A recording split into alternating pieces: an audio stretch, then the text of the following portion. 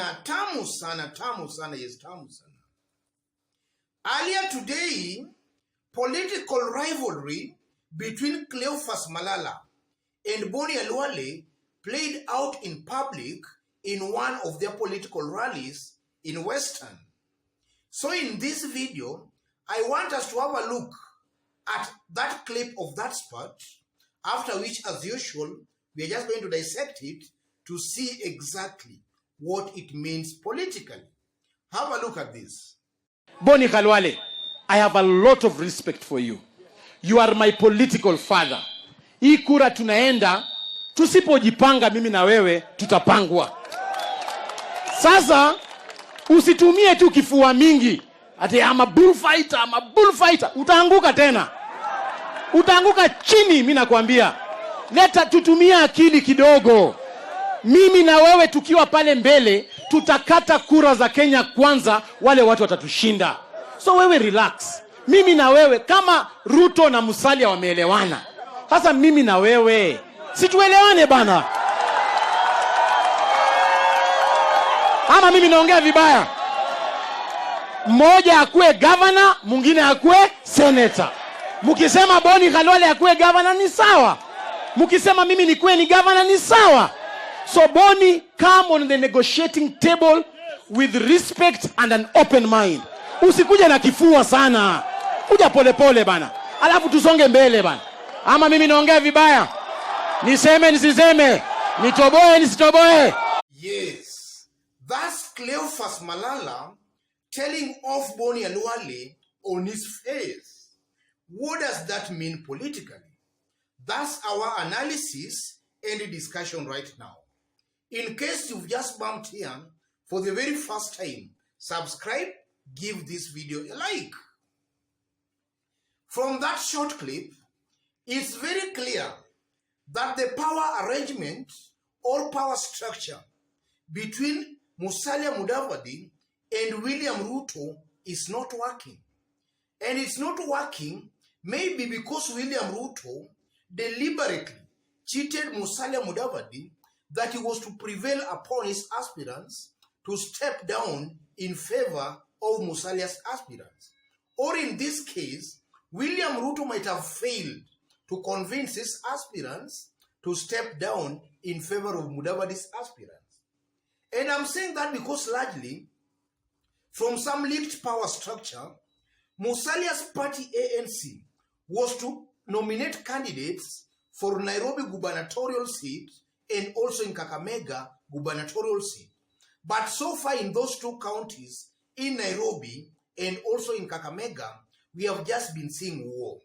Some few weeks ago, we saw a public spat between Margaret Wanjiru of UDA and Johnson Sakaja of ANC. And since that time, I've been trying to see Sakaja attending Kenya Kwanza rallies, but I've not been able to see Sakaja. And then now today, we are seeing Cleo Malala and Bonny Khalwale having some kind of a public spat. That's just an indication that there is rivalry between these two political parties. An indication that the power agreement between Musalia Mudavadi and William Ruto might be collapsing even before it actually materializes. That comes out very, very clearly. And then secondly, listening to Cleo Malala, something tells me that Cleo Malala might have sensed defeat.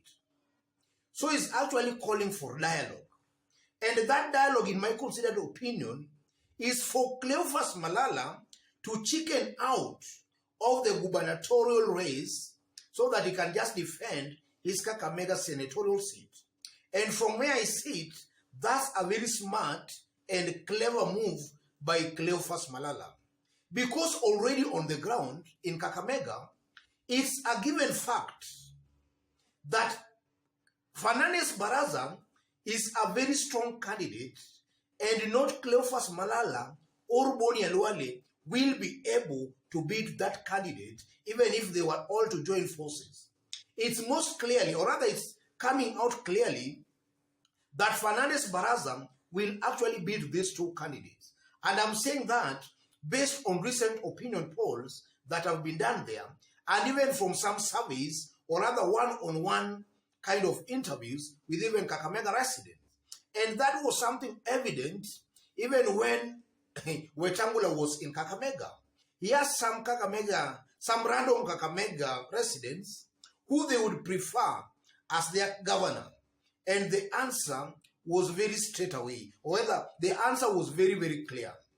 Fernandez Baraza. So I'm seeing here, Cleophas Malala's just sensed defeat. So he just want to be smart to chicken out of that race. And then something also coming out clearly, that speech, or rather those remarks, just exposes again the doublespeak in Tanga, the doublespeak in Kenya Kwanza Alliance. William Ruto is on record castigating and attacking the other side of the political divide, that wanakaa kwa mahoteli, kwa kona, wakipanga vyeo. And ironically, William Ruto's foot soldier in Cleophas Malala is just actually calling for those kind of dialogues. Malala wants maybe to sit down with Bonny Khalwale and even with maybe the party leaders so that they can share power. Wewe unaenda kuchukua governor, huyu anachukua senator. That's the exact thing William Ruto has been accusing the other side of doing. So from where I see it, these are just the same monkeys. There is no difference from the other side and this other side. All these people want power, but it exposes the hypocrisy and the doublespeak in William Ruto's team, because largely he has been attacking the other side. So this just exposes William Ruto as a liar, master of doublespeak. And then also from that short clip, it's also very clear, very, very clear, that if an election was to be done for gubernatorial race in Kakamega, then all these candidates will lose. Malala will lose, Bonny Khalwale will lose. And they will lose even if they were to field one candidate. They will all lose that seat. And I'm saying that because if you look at Bonny Khalwale, and then you look at Cleophas Malala, and then you ask residents of Kakamega, then a majority of those residents will not prefer voting for any of these personalities. And some of the reasons being given out is that these two leaders are full of insults. Wanaongea sana. So it's also very likely that in the event a gubernatorial election is to be conducted there, then all these people, Bonny Khalwale, Malala, will most likely lose that seat. Otherwise, from where I sit, as I conclude, looking at Cleophas Malala, Malala is coming out also as very disparate. Malala seems to be very disparate. He's really begging, or rather, very disparate for some kind of a mediation.